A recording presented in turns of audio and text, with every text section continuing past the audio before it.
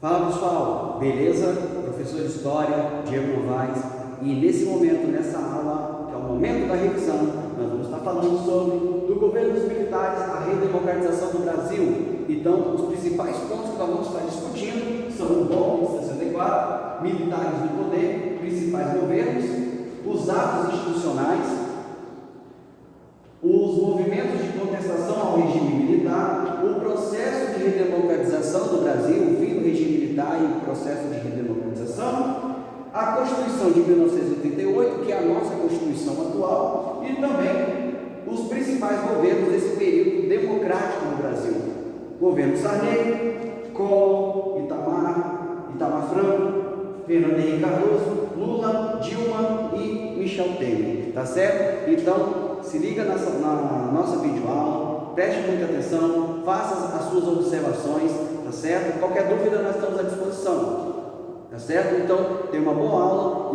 Bom, aqui, né, para a gente começar o nosso conteúdo de hoje, né, vamos falar dos presidentes, né, vamos ver aqui, conhecer um pouquinho dos presidentes do Brasil entre os anos 64 e 85, né, que foi o período aí da ditadura dos militares, beleza? Nós vamos ter ele que governou em 64, na transição, né, da derrubada, né, da renúncia de João Goulart, Ranieri Mazzilli, que governou em 64, organizou a transição, e depois quem assume, né, Humberto Castelo Branco, de 64 a 67, Arthur Costa e Silva, de 67 a 69, Emiliano Médici, de 69 a 74, Ernesto Geisel, de 74 a 79, e João Figueiredo, de 79 a 85, encerrando aí o período, né, do regime militar, beleza? Nós vamos estar estudando cada um, né, desses governos, aspectos políticos, culturais e econômicos de cada um desses governos, beleza? Então, os militares, quando assumem um governo, eles vão impor uma série de medidas com o objetivo de quê? De centralizar as decisões políticas e, claro, se manter no poder.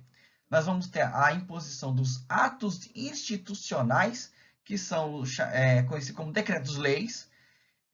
O governo dos militares também vai ser caracterizado pela forte repressão aos meios de comunicação e às liberdades individuais.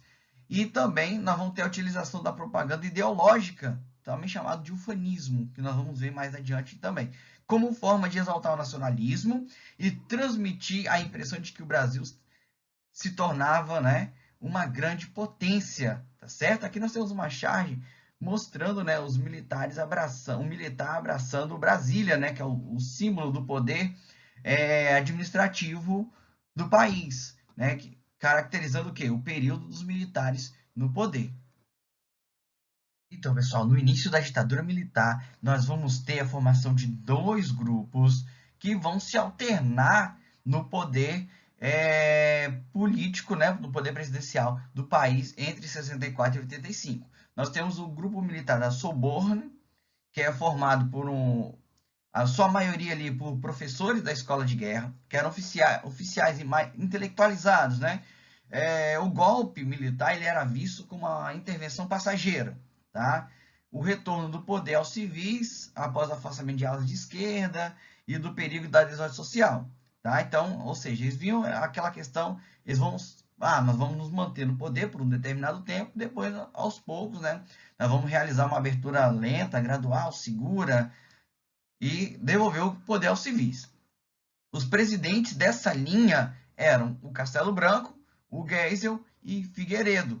E nós vamos ter o grupo militar linha dura, que era o grupo da extrema-direita, formada por oficiais anticomunistas e conservadores, tá? que defendia uma ditadura mais duradoura, como, por exemplo, o Costa e Silva e o Médici. Então, nós vamos ter esses dois grupos, e em alguns momentos da nossa política, nesse período, esses grupos vão entrar em uma espécie de conflito político.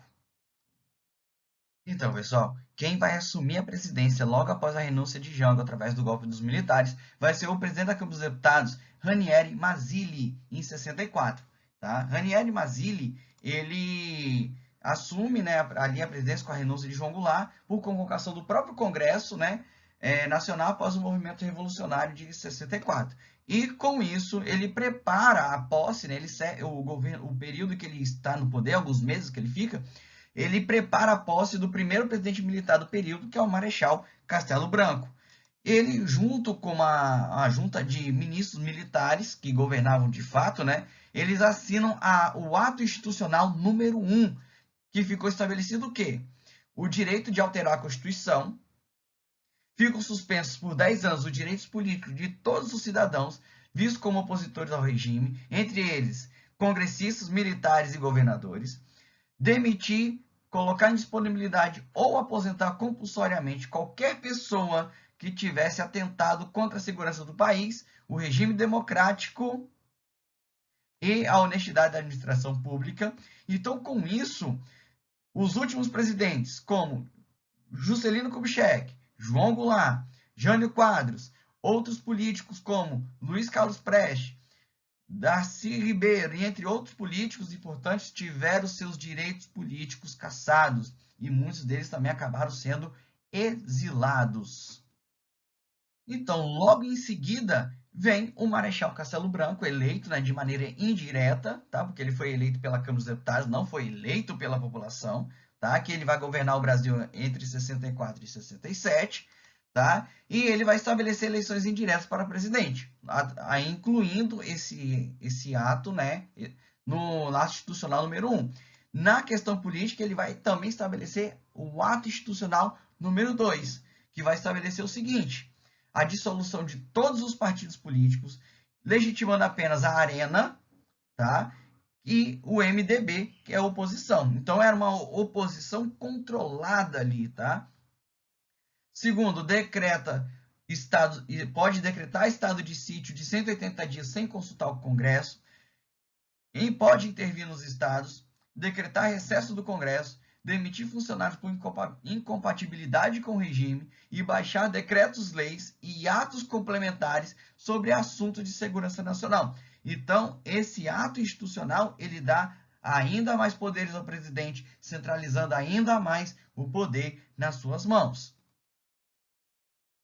Outros atos institucionais que foram, né, inseridos aí durante o governo do Marechal Castelo Branco foi o ato institucional número 3, que é, né, promulgado em 66 e determinou eleições indiretas para governador. Antes as eleições indiretas era só para presidente, agora também era para governador. E com isso, né, nós vamos ter organização de passeatas contra a ditadura, né, pela UNE. A UNE começa, um movimento social do estudantil começa, né, a se organizar, né, através da União Nacional de Estudantes, tá? E nós vamos ter também um ato institucional número 4, que é a eleição de novo presidente, tá? Convoca a eleição para novo presidente, a Câmara queria votar, e a formulação de uma nova Constituição. Então, aí eles vão tirar a Constituição de 46, que vai ser abolida, e vão preparar, entre aspas, uma nova Constituição. Tá? Então, aqui nós temos uma manifestação estudantil, né, com a baixa ditadura. Então, nós vamos ter um movimento muito forte estudantil nesse período, que nós vamos falar também mais adiante, contra a ditadura militar. Já na questão econômica, né, o Castelo Branco ele vai criar o PAEG, né, que é o Plano de Ação Econômica do Governo. Esse Plano de Ação Econômica do Governo previu que corte dos gastos públicos, aumento das tarifas e os impostos e o fim da estabilidade, tá? Criação do FGTS, o aumento salarial uma vez por ano e abaixo da inflação. Digamos aqui que a inflação está X. O aumento era Y. Ou seja, o salário ele não era corrigido acima da inflação, sempre abaixo. Isso, inclusive, acontece até hoje. Tá? O salário mínimo ele é corrigido sempre abaixo da inflação, não acima. Tá? Então, com isso, o poder de compra diminui cada vez mais. Restrição de crédito, tá? Parou de emprestar dinheiro, e arroxo salarial, congelamento de salários. E também nós vamos ter o fim da lei de remessa de lucros, que foi criada em 62. E quais são os efeitos desse plano econômico? Recessão e desemprego, e também a desvalorização monetária, que no momento a nossa moeda era o Cruzeiro Novo. Bom, agora nós vamos ter o governo do Arthur Costa e Silva. O Arthur Costa e Silva, ele era do grupo Linha Dura e vai ser eleito presidente em 67. Aí, com essa questão, ele vai estabelecer a Lei da Segurança Nacional. Ele acaba declarando uma guerra interna. Quem eram os inimigos? O comunismo e a esquerda, né? E na questão política, ele vai aumentar, né, a repressão, só que com o aumento da repressão, aumenta também as manifestações populares, tá? Inclusive o movimento estudantil, nós vamos ter a passeata dos 100 mil, e nessa passeata, né, nos confrontos entre os manifestantes e as forças policiais, nós vamos ter o assassinato do estudante Edson Luiz, tá? Então, esse é a Folha de São Paulo da época, né? Violento conflito entre polícia e estudantes em Brasil. Edson sepultado o assassinato de Edson Luiz provocou uma grande comoção nacional, né, nos embates contra a ditadura militar. Também nós vamos ter a ação do movimento operário em Minas Gerais e no ABC Paulista, tá? E o presidente ele acaba sendo vítima de um derrame, ele se afasta do cargo presidencial. E nesse organograma nós podemos observar o quê? A ideia dos confrontos de 68. Os confrontos de 68, eles vão ter uma sincronia com protestos e revoltas que estavam acontecendo na Europa, no México e nos Estados Unidos em 68. E o Brasil ele vai ser marcado pelo embate entre repressores, no caso o governo, e os reprimidos. Nós vamos ter a passeata dos 100 mil, nós falamos, né, que foi o movimento que organizou uma manifestação contra a ditadura, e conta com a participação de vários outros grupos da sociedade, como professores, jornalistas, intelectuais e artistas também. Nós vamos ter a marcha dos 20 mil, né, que é resposta à morte do estudante Edson Luiz. Nós vamos ter também a organização da luta armada contra a ditadura, que nós vamos falar mais adiante. E nós vamos ter 2 greves operárias, em Osasco, tá? E em Minas Gerais. Então, aqui nós vamos ter o estabelecimento do AI-5, o Ato Institucional número 5. Né? Como a própria reportagem diz, o objetivo é manter a revolução. E olha só, esse ato institucional, ele, de todos, né, os atos institucionais que tiveram durante o governo militar, esse foi o mais opressor. Por quê? Primeiro, os militares se sentiram encurralados. Eles tinham 2 opções: ou eles restabeleciam a democracia, ou eles aprofundavam a repressão. Escolheram a segunda opção, né, como vocês podem observar na reportagem, por meio da promulgação do ato institucional número 5. O que ficou definido nesse ato? Fechamento do Congresso Nacional, fecharam o Congresso, rigorosa censura dos meios de comunicação e também a suspensão permanente dos direitos constitucionais e civis. Então, a repressão, a resposta do governo em relação aos protestos de 68, ela foi muito dura.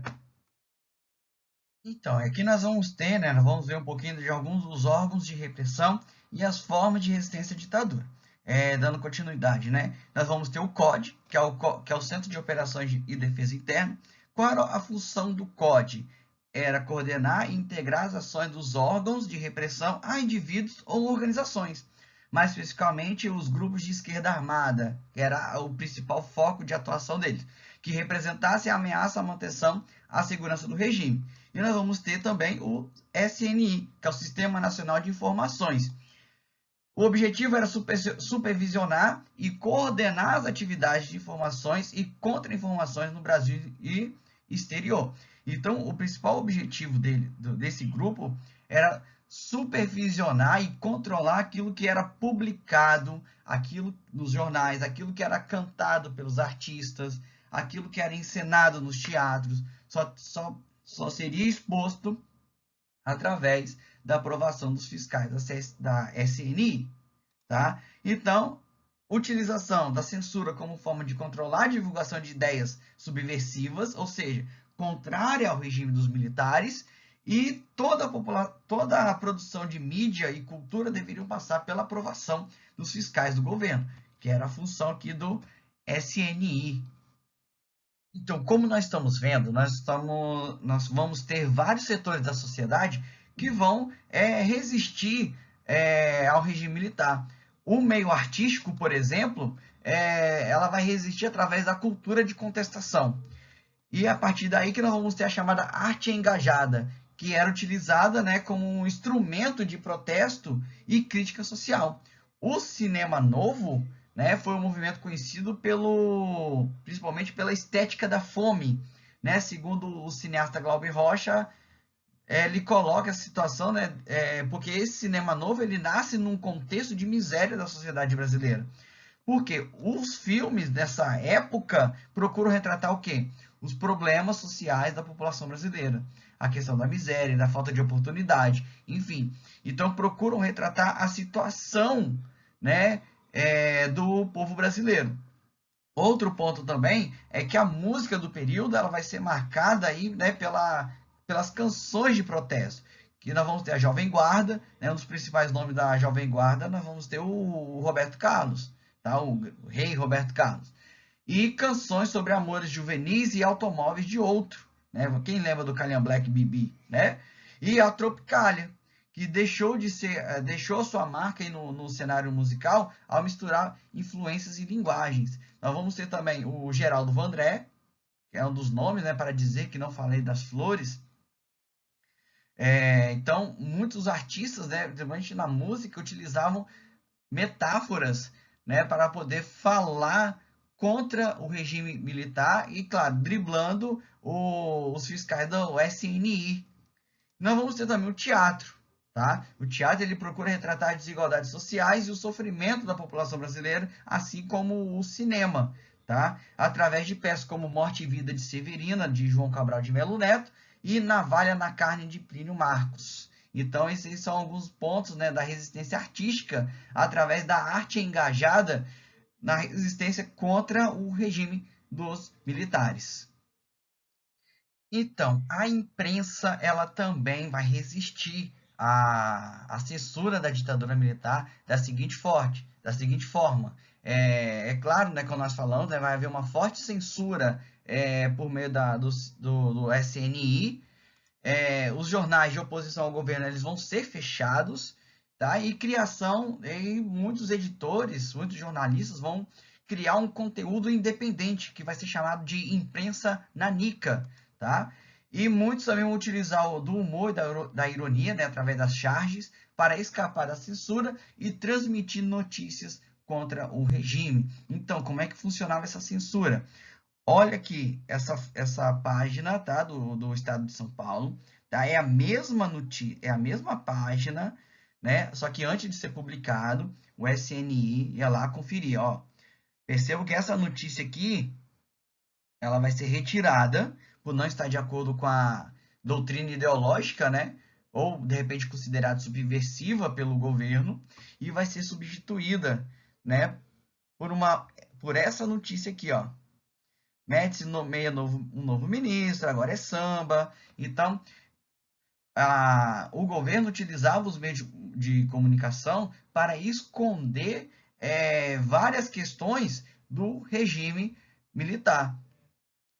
Com isso também quando não era postado dicas de beleza, poesia, receita de bolo, no lugar de notícias que eram consideradas impróprias ou que denegrissem a imagem do governo. Então, nós vamos ter também a resistência armada. Tá? Muitos grupos viram que as manifestações não teriam resultado e só estavam tomando ali, né, chamada porrada dos militares, então eu vou começar a resistir através, né, da luta armada. Nós vamos ter a criação, né, de vários grupos, né, que entre 69 e 74, e que é considerado os anos de chumbo, porque é o período mais violento e repressivo da ditadura militar. Aí nós vamos ter o fortalecimento da ideia de lutar contra o regime nesse período. Aí nós vamos ter a formação desses grupos de resistência, tanto na área urbana quanto na área rural. Aí nós vamos ter o Movimento Revolucionário 8 de Outubro, o MR8, a Ação Libertadora Nacional, a ANL, a Vanguarda Popular Revolucionária, VPR.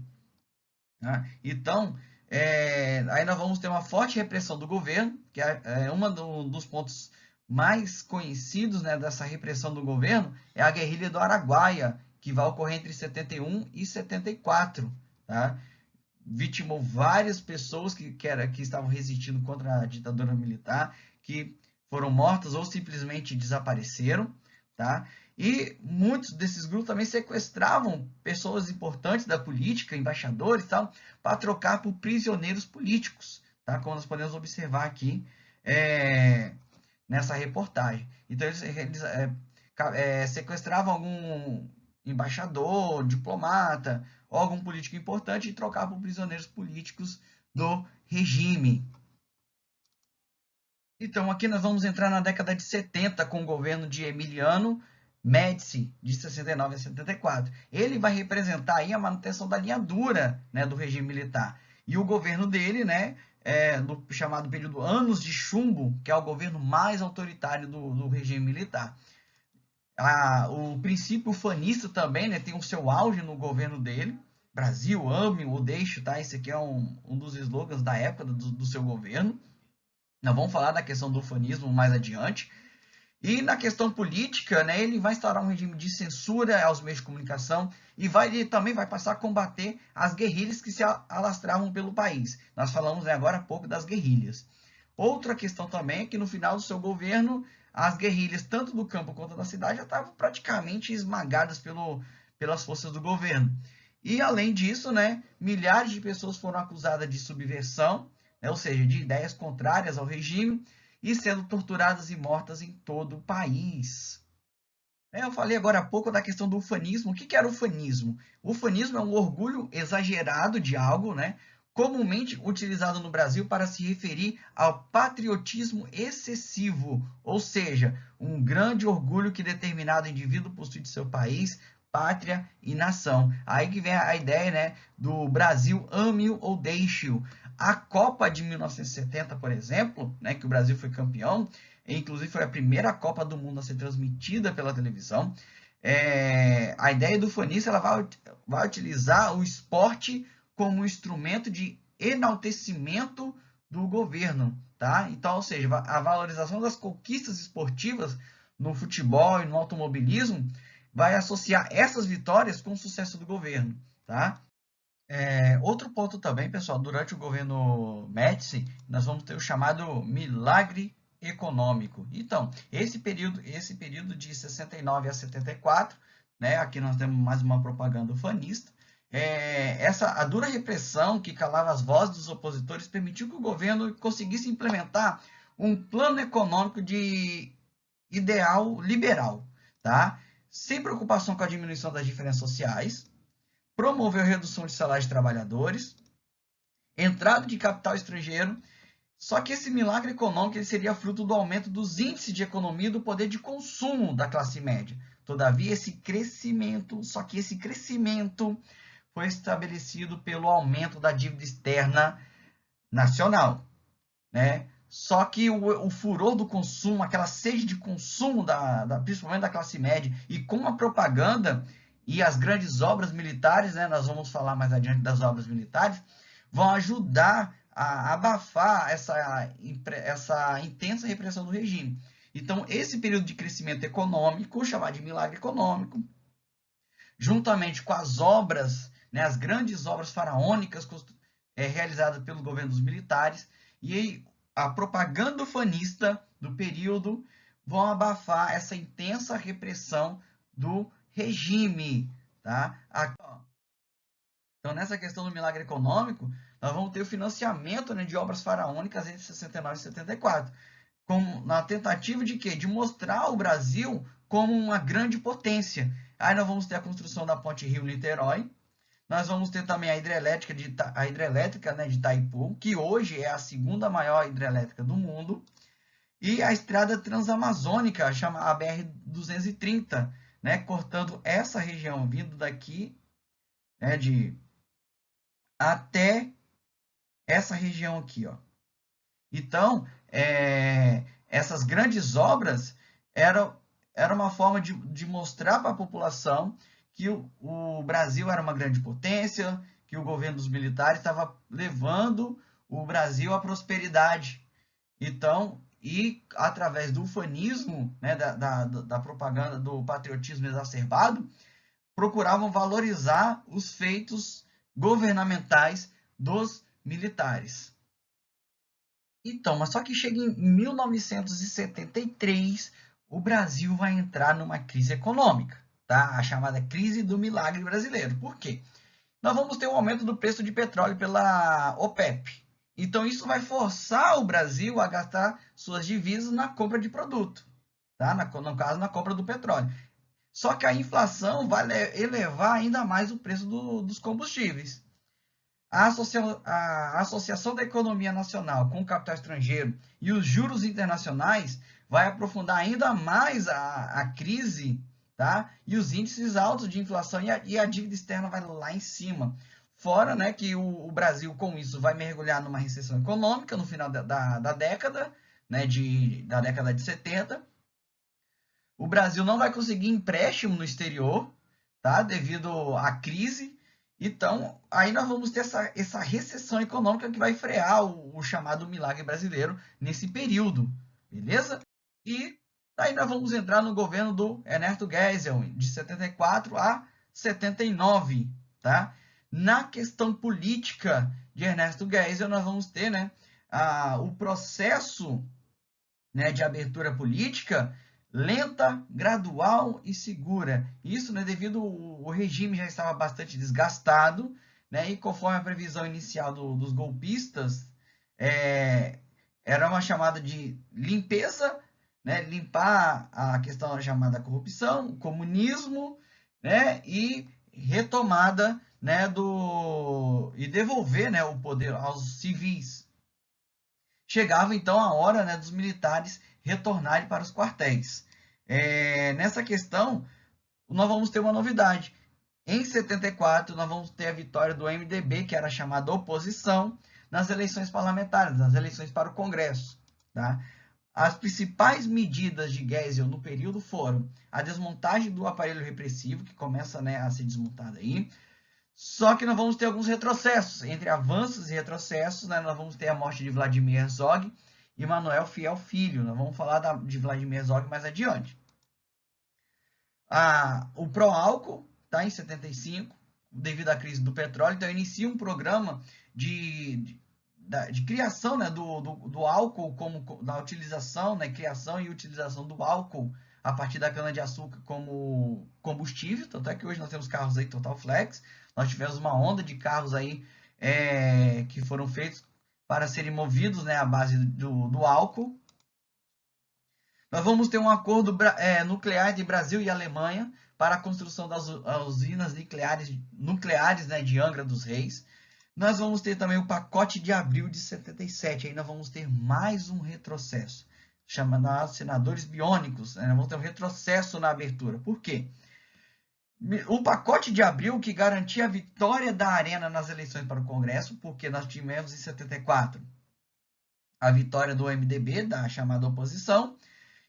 Aí o movimento operário ressurge, desvinculado do populismo e do sindicalismo de governo, e é um dos fatores também, né, determinantes aí para o princípio da derrubada da ditadura, tá? Esse movimento operário desvinculado do governo e também de medidas populistas, beleza?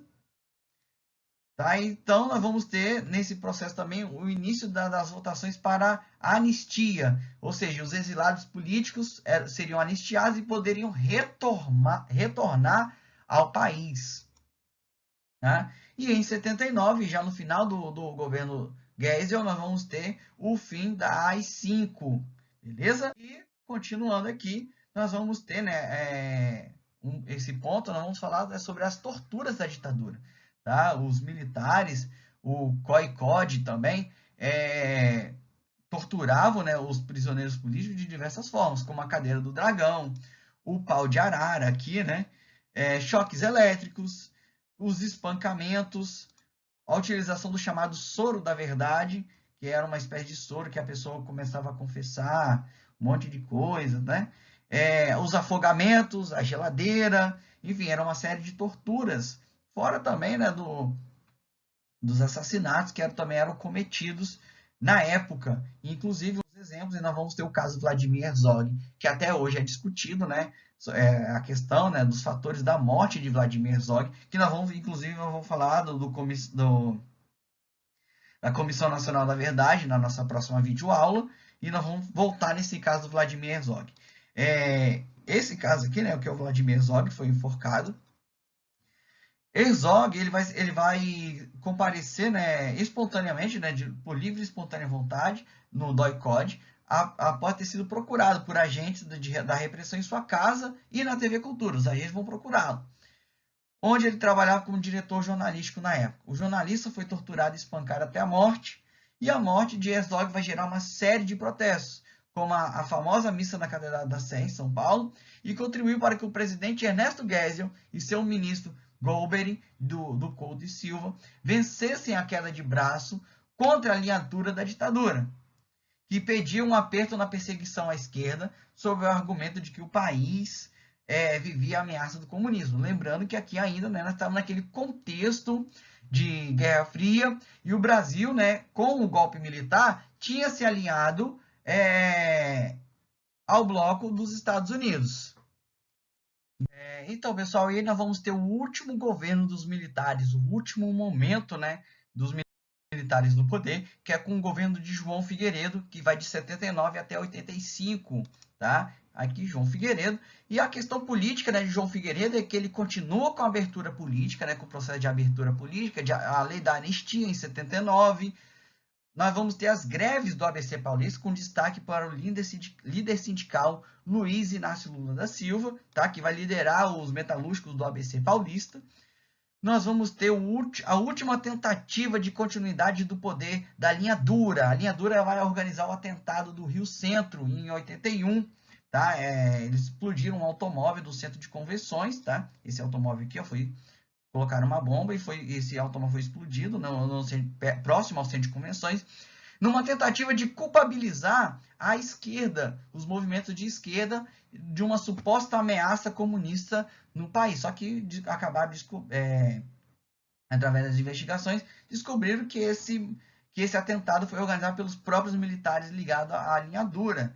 Outra questão também é que em 82 foi decidido eleições diretas em todos os níveis, ou seja, eleição municipal, estadual e federal, mas só que com exceção para presidente da República, que seria eleito indiretamente, ou seja, pela Câmara dos Deputados. Só que nós vamos ter a campanha do Diretas Já, organizada pelo PT, o PDT e o PMDB, tá? A campanha Diretas Já, que queriam também eleições diretas para presidente, ou seja, eles queriam votar para presidente também. E tanto é que vai ter essa tentativa através da emenda Dante de Oliveira, só que essa emenda ela vai ser derrotada na Câmara dos Deputados, tá certo? Agora, uma curiosidade muito importante, olhem esta foto aqui. Essa foto aqui é João Figueiredo, né? E perceba essa menina aqui que se recusou a cumprimentar o presidente. Isso foi numa campanha, numa visita presidencial ao estado de Minas Gerais. E essa foto ela se transformou em um dos símbolos contra o regime militar, tá? Mas só que a história dessa foto não é o que a foto está mostrando na verdade, né? Por mais que ela aparenta, né, ser a menina, né, uma criança, se recusou a cumprimentar o presidente da República. Mas só que tem um outro motivo por trás disso aí. Nós vamos ver uma reportagem agora falando justamente sobre essa questão. Tá certo? Nós vamos, né, começar a nossa aula falando aí sobre a democratização do Brasil. Nós vamos ter o fim do regime militar em 1985, tá? Que nós vamos falar mais adiante. Mas eu quero falar um pouquinho desta imagem aqui, tá? Essa imagem está mostrando que os caras pintados fazem uma manifestação pedindo o impeachment do presidente Collor, tá? No Rio Grande do Sul, na década de 90. Também nós vamos ver mais adiante.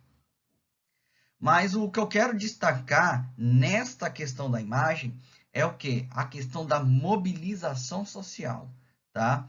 Então, na década de 90, principalmente em diante, né? Claro, também durante toda a ditadura militar, nós vamos ter um crescimento, né, dos movimentos sociais no Brasil, tá? Como nós vimos, né, na aula sobre ditadura militar, nós vamos ter a atuação do movimento operário, do movimento cristão, nós vamos ter movimento estudantil, vários grupos sociais vão estar atuando, né, contra o regime militar, e agora, nesse período democrático, também utilizando-se da questão da liberdade de expressão, o movimento social, os movimentos sociais, eles vão crescer ainda mais no Brasil, tá? E essa imagem, ele é um exemplo justamente dessa questão do conceito, né, da mobilização social, da mobilização das massas, né, na reivindicação de direitos, tá certo? Então, com o fim da ditadura militar, nós vamos ter, né, agora esse processo de redemocratização do Brasil com o governo José Sarney. Mesmo, né, que ele assumindo o poder de forma ainda, né, indireta, porque ele foi eleito pela Câmara dos Deputados, mas olha só, uma questão é que José Sarney, ele só assume, né, devido à morte de Tancredo Neves, tá? Pouco antes de assumir o poder, porque o José Sarney ele era candidato à vice-presidência e o presidente era o Tancredo Neves. O Tancredo Neves foi eleito, só que dias antes ele acaba morrendo, questões de saúde, e quem assume, então, é o José Sarney. Então, nessa questão, quando os civis reassumem o poder do Brasil, a inflação e a crise econômica são os principais desafios dos primeiros governos, né, desse período democrático. Por quê? Olha só a questão da dívida externa do Brasil. Quanto estava em 64, tá? Era por volta aí de 3 bilhões. Em 1981, que já inicia aí o processo de abertura política do Brasil, em 62 bilhões de reais. Então, justamente essa questão da inflação e a crise econômica, o aumento da dívida externa vai agravar essa situação. Então, nós vamos ter a questão da inflação, onde o governo José Sarney ele vai criar um novo plano, que é o Plano Cruzado. Esse plano ele previa estabilização econômica em 86, congelamento de preços e salários, substituição da moeda cruzeiro pelo cruzado, tá? Só que o plano, essa questão, ela vai falhar a longo prazo e o país vai declarar moratória, tá? Então, ou seja, não consigo pagar, tá difícil, tá? Então vai acabar declarando moratória. Outro ponto também, né, que nós vamos ter durante o governo José é a criação, né, a elaboração da Constituição de 1988 e é também a Constituição que vigora atualmente, tá? A nossa última Constituição é essa aí que foi elaborada em 1988. Então, essa Constituição, ela é considerada a Constituição mais democrática da história do Brasil. Por quê? Bom, porque ela amplia, né, de maneira máxima os direitos à cidadania de todos os grupos, desde o indígena, lá da comunidade indígena, o quilombola, né, lá da comunidade, até a pessoa do mais alto grau social da sociedade brasileira, estabelecendo a igualdade social e a igualdade jurídica, tá? Então, nessa Constituição vai ser estabelecido o sistema presidencialista de governo, com voto direto, o fortalecimento do poder judiciário, o internacionalismo estatal e nacionalismo econômico, e o assistencialismo social como ampliação dos direitos dos trabalhadores. Tá? Por isso, tudo que ela foi apelidada de Constituição Cidadã. Então, em 1989, nós vamos ter as primeiras eleições presidenciais em que a população iria escolher o seu presidente. E no embate entre Lula e Fernando Collor, nós vamos ter aí a vitória, né, de Fernando Collor de Mello, tá, com o apoio da Globo, né, dos grandes meios de comunicação do país.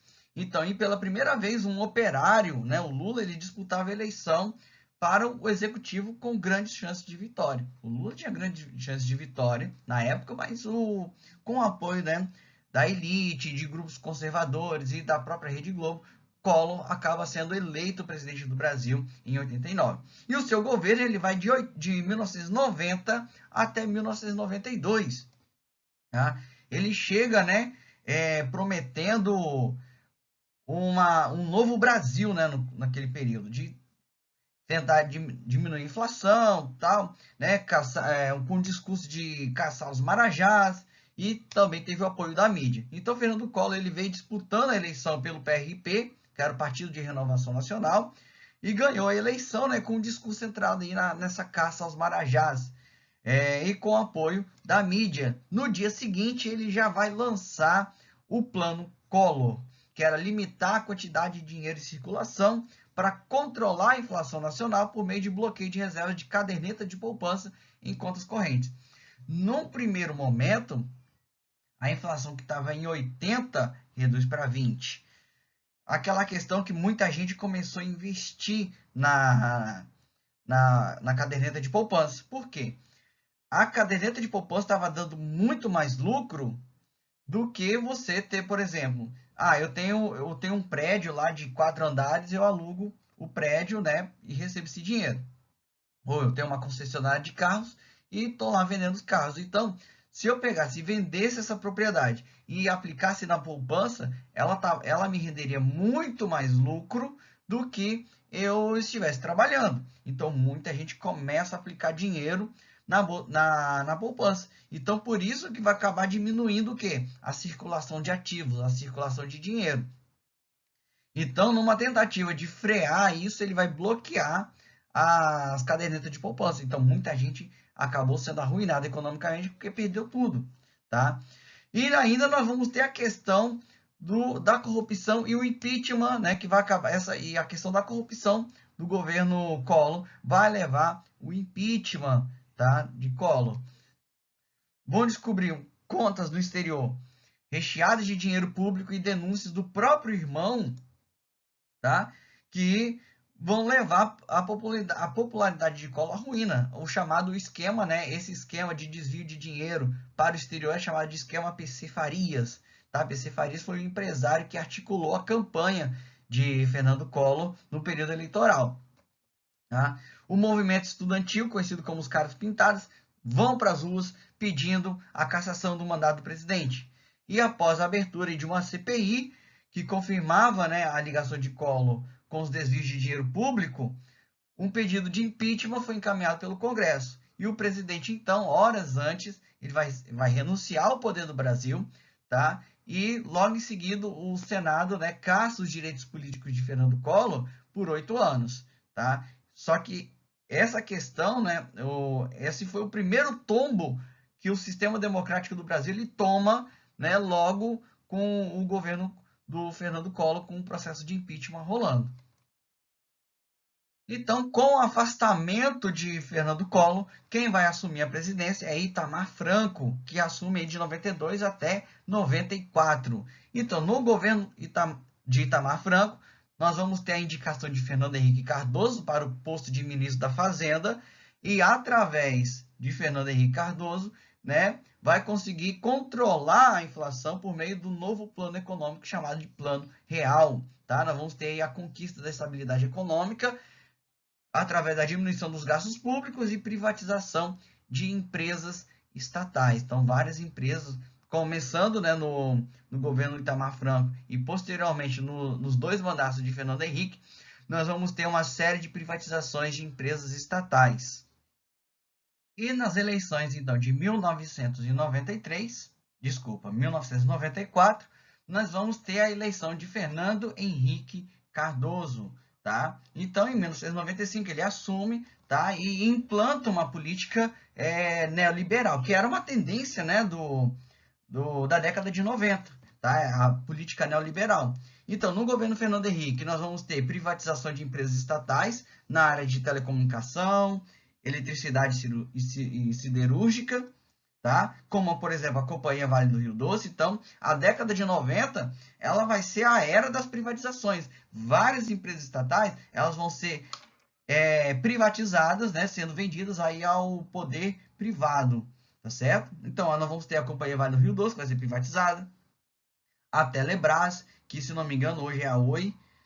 Nós vamos ter também a Companhia Hidroelétrica do São Francisco, a Companhia Siderúrgica Nacional, lembrando que tanto a Companhia Vale do Rio Doce quanto a Companhia Siderúrgica Nacional, elas foram empresas estatais construídas durante o governo Vargas, lá atrás, tá? E vão ser privatizadas no governo Fernando Henrique. Outro ponto também, no governo Fernando Henrique, vai ser o ritmo recessivo da economia. Nós vamos encarar uma recessão econômica. Porém, com a estabilidade monetária que nós vamos conseguir, porque devido a essas privatizações, vai baixar a inflação e nós vamos ter um aumento da renda per capita nesse período. Fernando Henrique ele vai conseguir ser reeleito em 1998, tá? E vai governar, né, no segundo mandato até 2002. Então, antes não havia reeleição para presidente. Fernando Henrique ele consegue a sua reeleição devido à aprovação de uma emenda constitucional que permitia um novo mandato. Tanto é que o presidente ele pode ficar até 2 mandatos no poder. Isso é até hoje. No segundo mandato, né, os desafios do Brasil, inclusive isso é até hoje, tá? A questão os principais desafios do governo Fernando Henrique era a questão da desnutrição, da violência, o desemprego e analfabetismo continuaram sendo os grandes problemas sociais do Brasil, né, nesse período já se encaminhando para os anos 2000. E durante o governo Fernando Henrique, nós vamos ter a criação de vários programas sociais, como, por exemplo, o Bolsa Escola, Bolsa Alimentação, Auxílio Gás e o Cadastro Único do governo federal, né, numa tentativa ali de diminuição das desigualdades sociais e promoção aí da igualdade social. Então, nas eleições de 2002, nós vamos ter a vitória aí do Luiz Inácio Lula da Silva. E pela primeira vez na história, nós vamos ter, né, um partido identificado com a esquerda, o PT, e um operário, o Lula, assumem o poder do executivo. Tá? E nessa questão, na questão econômica, o governo Lula, no primeiro mandato, ele adota uma política econômica muito similar, né, ao neoliberalismo, né, do Fernando Henrique. Vai ampliar os programas sociais, né, voltado à questão política social. Ele vai unificar todos os programas sociais criados no governo Fernando Henrique e vai criar um só, que é o chamado Bolsa Família. Então, que vai contemplar todos os fragmentados programas sociais criados durante o governo Fernando Henrique em um único. Nós vamos ter também a criação de novos programas como Luz para Todos, o Fome Zero e o ProUni, que inclusive estão funcionando aí até hoje. Em 2005, nós vamos ter uma crise política, tá? Ligada às denúncias de esquema de corrupção e compra de votos, conhecido como Mensalão, e o processo ainda corre até hoje, tá? As investigações do Mensalão.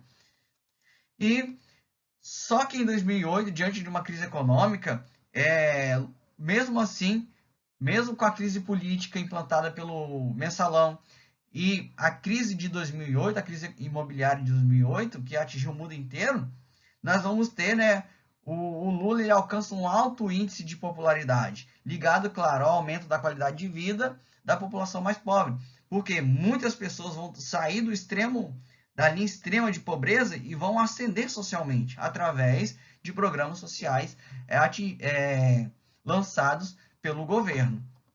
E logo em seguida, né, nós vamos ter o governo Dilma, que vai de 2011 até 2016, tá? O Dilma ela consegue ser eleita, né, devido ao alto índice de popularidade do governo Lula, tá? Então esse índice de popularidade vai ser decisivo para a vitória de Dilma Rousseff como candidata de oposição ao José Serra, tá? Então nós vamos ter um grande embate político entre o PT e o PSDB, ou seja, entre Dilma e José Serra. E durante o seu governo, em 2012, o Brasil alcança a 6ª posição entre os países de maior economia, ou seja, o Brasil se tornou a 6ª maior economia do mundo, superando vários países da Europa. A Dilma, durante o seu governo, né, além de ser a primeira mulher a assumir a presidência do país, da história do Brasil, né, através do governo Lula, ela vai ampliar também os programas sociais do governo Lula e vai implantar novos programas, como o PAC, o Programa de Aceleração do Crescimento, tá? E o Pronatec, que é o Programa Nacional de Acesso ao Ensino Técnico e Emprego. São programas que também estão na ativa aí até hoje. Vai investir também em ciência, tá? Com um projeto de pesquisas, como Ciências Sem Fronteiras, enviando cientistas e estudantes para estudarem no exterior. No segundo mandato, o país vai enfrentar uma grande crise econômica, tá? Decorrente de diversos fatores, tá? O desgaste das denúncias de corrupção, no caso do mensalão, e esse desgaste, né, das constantes denúncias de corrupção vai causar falta de credibilidade no mercado externo, ou seja, o Brasil perde mercado, perde credibilidade no mercado externo, e a desconfiança, né, de investidores estrangeiros que estavam temerosos de investir no Brasil. Isso também nós estamos passando aí até hoje. Então, essa crise que nós entramos, né, a partir de 2014 para cá, nós estamos passando por ela ainda, tá? Então, nós já temos aí 6 anos de crise. E em 2016, ela acaba entrando, né, ela sofre um processo de impeachment aprovado pelo Congresso, mas as famosas, devido a falar da pedalada fiscal, né? Como que a gente pode falar da pedalada fiscal? É como se ela tivesse maquiado, né, a planilha orçamentária. Todo mundo fez isso, né? Mas aí decidiram julgar a Dilma por isso aí. Então, ela vai ter o seu processo de impeachment aprovado pelo Congresso, mas só que sem perder seus direitos políticos. E em seguida vem Michel Temer, o vice, ele assume o governo aí de 2016 a 2018. E o seu projeto político no seu período de governo era principalmente para a área econômica do país, numa tentativa de reerguer a economia do país naquele momento. Aí vieram as eleições, né, de 2018, aí nós temos aí o nosso atual presidente, o Jair Bolsonaro. Tá? Aí vai ser difícil explicar a história do governo Bolsonaro em diante, né? Mas vamos que vamos, né? Então, voltando a falar um pouquinho, né, sobre a questão da ditadura militar, vamos falar da Comissão Nacional da Verdade, o CNV. Então, essa comissão ela foi proposta em 2010 e foi criada a lei em Lei 2528 de 2011 e instituída em 16 de 5 de 2012. Qual era a finalidade da CNV? Apurar as graves violações de direitos humanos ocorridas entre 18 de setembro de 1946 até o 5 de outubro de 1988, investigando principalmente os crimes aos direitos humanos ocorridos durante o período dos militares no poder. Tá? Aí nós voltamos a falar do caso Vladimir Herzog, por exemplo, tá? Que foi um dos casos que foram investigados e foram apurados aí durante pela Comissão Nacional da Verdade, que ficou responsável de abrir os porões da ditadura militar e investigar os crimes que ocorreram nesse período. Tá? Esse aqui foi essa foto ela é emblemática, né, durante o período da ditadura militar, mostrando, né, um suposto suicídio do Vladimir Herzog. Tá? Lembrando que no atestado anterior, tá, o atestado que foi entregue à família, a versão do óbito era o quê? Enforcamento por asfixia mecânica, tá? Ou seja, ele teria se suicidado aqui por asfixia. O novo atestado, tá? O novo documento que foi entregue à família traz como causa de morte as lesões, os maus tratos sofridos durante o interrogatório nas dependências do 2º Exército do DOI-CODE. Então, agora qual é a importância desse caso, a resolução desse caso e mostrar essa questão?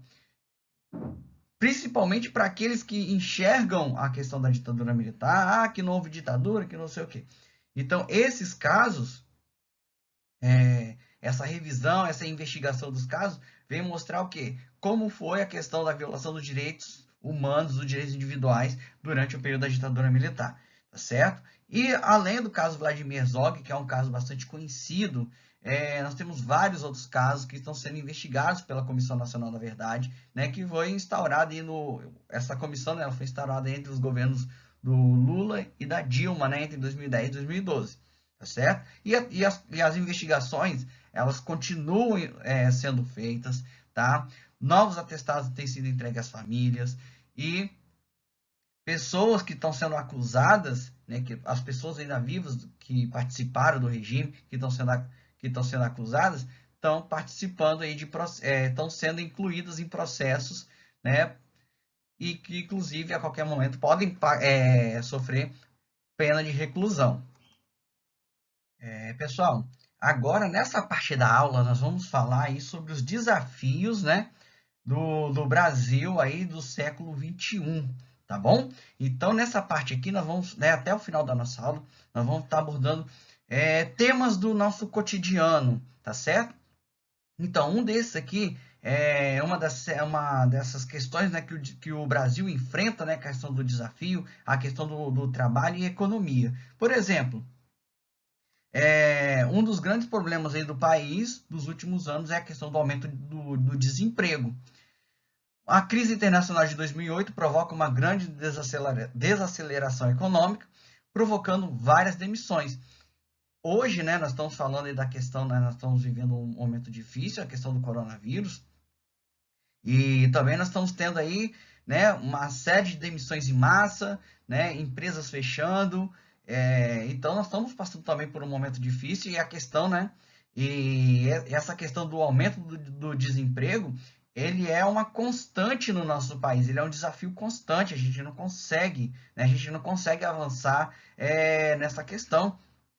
Um outro ponto também é a questão, né, que com o aumento do desemprego, nós também vamos ter o aumento do mercado informal. Né, então, o mercado informal ele vai se tornar uma alternativa à falta de vagas formais. Ou seja, quando eu falo de vaga formal, é a vaga com carteira assinada. O trabalho informal é o trabalho onde o trabalhador ele não tem benefício, ele é por conta própria, tá? Então, e o trabalho informal ele acaba, na atualidade, né, sendo uma das alternativas de geração de emprego e renda também, não só para a pessoa, por responsável, por dono, mas também, muitas vezes, ele acaba empregando de maneira informal outras pessoas para estarem ali auxiliando nas suas atividades, né? E também, né, devido à questão do desemprego e da informalidade, muitas pessoas não conseguem ingressar no mercado informal, né? Muitas famílias, devido às altas taxas de desemprego, muitas crianças acabam sendo obrigadas a trabalhar para complementar a renda familiar, né? Quem nunca viu uma criança dentro do ônibus vendendo doce ou num sinal pedindo dinheiro? Então, é muito comum vê-las, né, trabalhando como vendedoras ambulantes, principalmente, né? E segundo os dados de 2017, cerca de 1,8 milhão, tá, de crianças entre 5 e 17 anos trabalham de forma ilegal. Mas só que nós temos uma questão importante. O trabalho infantil, ele é proibido, tá? A criança ela tem que estar na escola, tá? Então, essa campanha aqui, ó, não ao trabalho infantil, né? Dia 12 de junho é o dia da luta contra o trabalho infantil. As crianças, até os 17 anos, elas são obrigadas a frequentar uma instituição escolar, tá? Então, e poder trabalhar, a questão do estágio, tem o estágio, o menor aprendiz, são meios, né, de ingresso do jovem adolescente no mercado de trabalho, sem comprometer os estudos, tá? Então, nós temos aí quase 2 milhões de crianças que estão fora da escola e estão trabalhando de forma ilegal. Uma outra questão também do Brasil atual é a questão do cooperativismo, né? Nós temos aí uma crescente, né, de empresas cooperativas, tá? Mas o que é isso, afinal de contas? O que é uma cooperativa? É uma associação autônoma de pessoas que se unem voluntariamente para satisfazer aspirações e necessidades econômicas, sociais e culturais comuns por meio de uma empresa de propriedade coletiva e democraticamente gerida, tá? Isso aí é um exemplo, tá? O cooperativismo ele começa, né? Qual é a história do cooperativismo? Ele tem origem na Inglaterra em meados do século XIX, com a Organização de Trabalhadores Urbanos.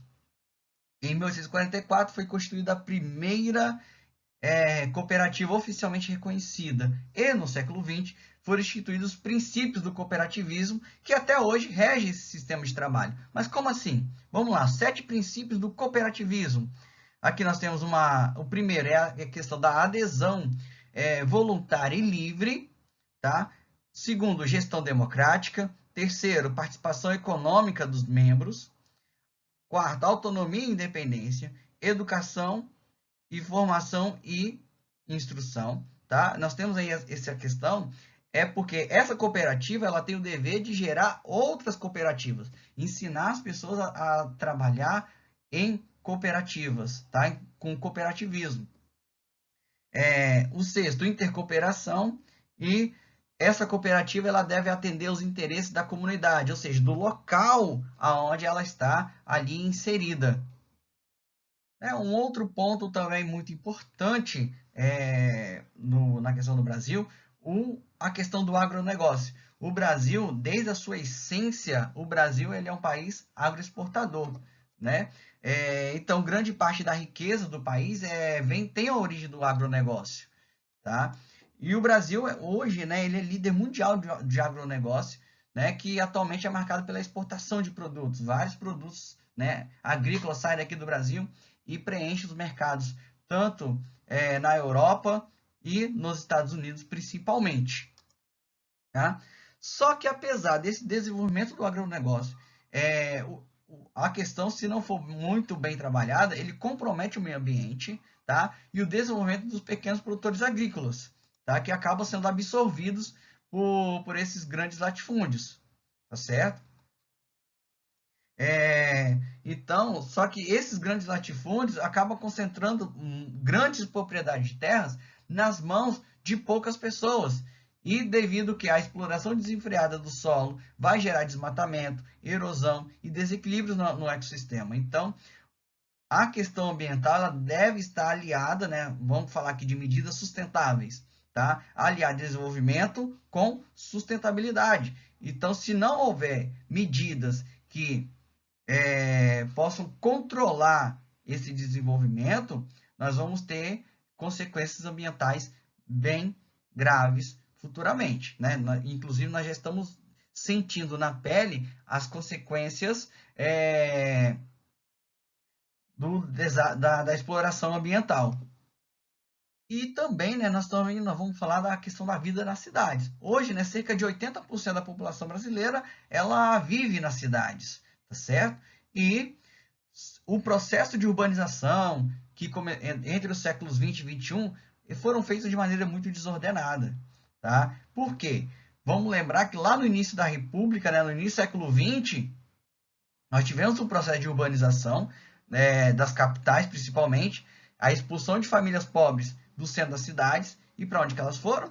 Né? Muitas famílias sem ter condições de comprar esses terrenos adequados, né? Ou seja, terrenos planejados, passaram a viver em moradias precárias, construídas aonde? Nos morros ou em regiões mais periféricas, provocando o quê? As aglomerações urbanas e, posteriormente, formando aí as favelas.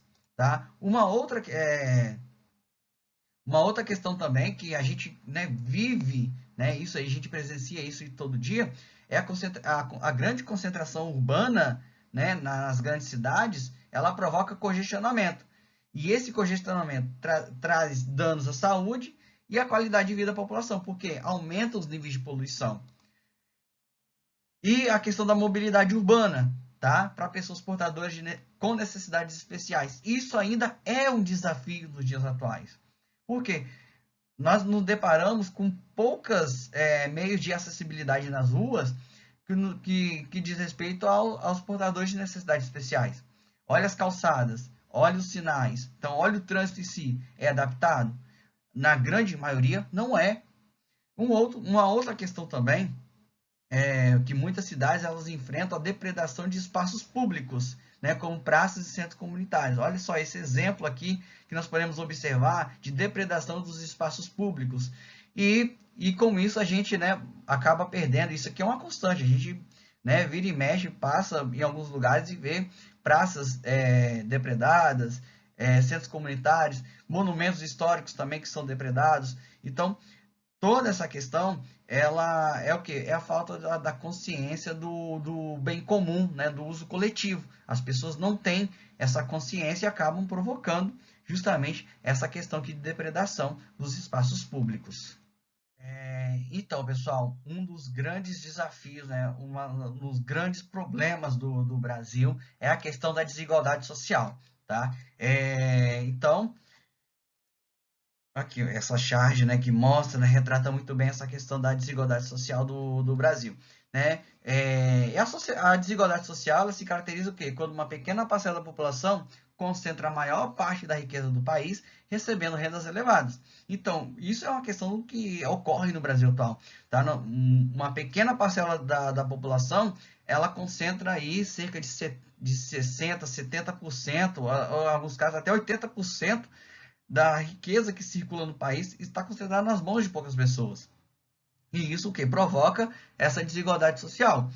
E nós vamos ter, né, nos últimos governos, a criação de programas sociais para combater essa desigualdade social. Nós tivemos aí o Bolsa Família, por exemplo, é um dos programas, né, que, se utilizado corretamente, ele pode combater a desigualdade social. Tá? Entre 2001 e 2013, tá, cerca de 25 milhões de pessoas deixaram o estado de extrema pobreza no país através dos programas sociais. Tá? E, apesar dessa questão, né, desse pequeno progresso, né, dessa quantidade de pessoas que terem saído, né, da extrema pobreza através dos programas sociais, ainda nós temos um longo caminho pela frente. Tá? Para que todas as pessoas possam sair da condição de miséria, tem que haver um trabalho muito ativo, tanto do governo quanto da sociedade como um todo, para que possamos, né, promover políticas de promoção da igualdade social, tá? De tirar as pessoas da condição de miséria e consegui-las elevá-las socialmente. Um outro ponto também, né, já finalizando aí a nossa aula, é a luta dos povos indígenas e quilombolas. Vamos lembrar que a nossa Constituição de 88, ela ampliou na sua magnitude os direitos à cidadania. E com isso também, né, vai garantir os direitos de posse de terras, né, de comunidades indígenas através da Constituição de 88. Tá? Nós podemos observar aqui nesse mapa, olha só, essas áreas aqui em verde, dentro dos territórios aqui, dentro dos estados, são áreas já demarcadas, né? E essas áreas em vermelho, dentro dos estados aqui, são áreas que ainda não foram regularizadas, tá? E diante dessa situação, nós temos um conflito constante entre os indígenas que procuram defender as suas terras, que historicamente são delas, e os fazendeiros, donos de madeireiras, que querem ocupar essas terras para a exploração dos recursos dessas terras.